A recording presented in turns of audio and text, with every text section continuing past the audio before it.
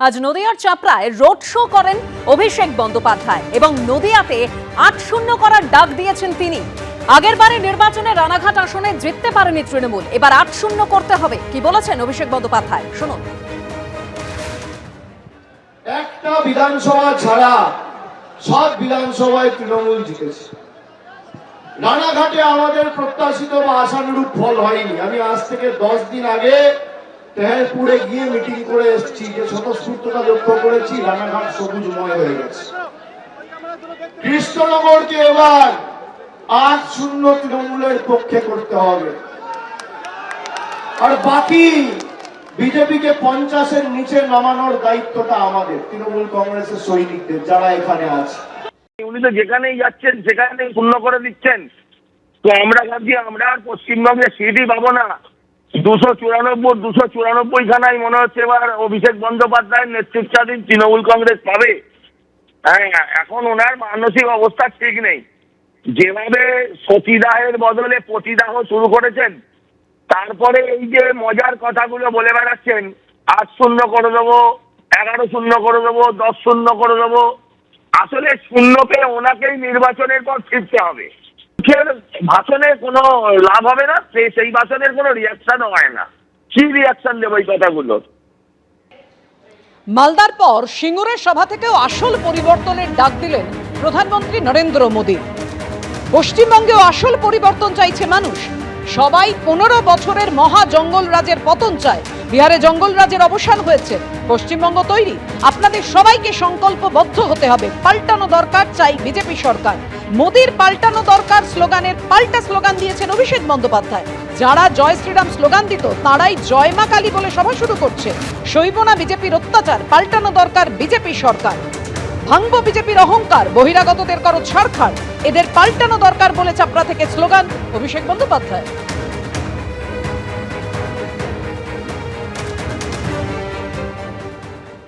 एक ही आस लेकर के आए हैं कि हमें असली परिवर्तन चाहिए।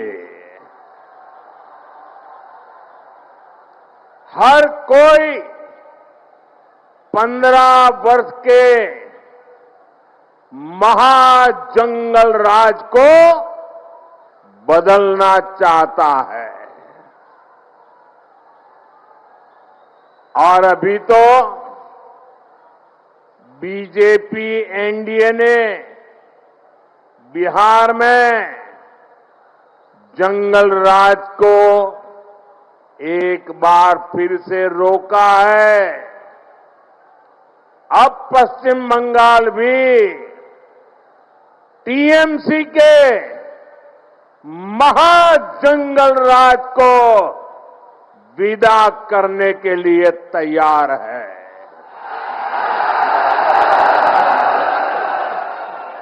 तैयार है ना? पक्का? तो मेरे साथ एक संकल्प लेंगे। संकल्प लेंगे। मैं कहूंगा पलटानो दोरकार, पलटानो दोरकार। आप कहेंगे चाই বিজেপি সরকার। প্রধানমন্ত্রী এসে মালদায় বলেছে পাল্টানো দরকার, তাই নাকি বিজেপি সরকার। বাংলার মানুষকে পাল্টাতে চাইছে। বাংলার মানুষ পাল্টায়নি মোদিজি।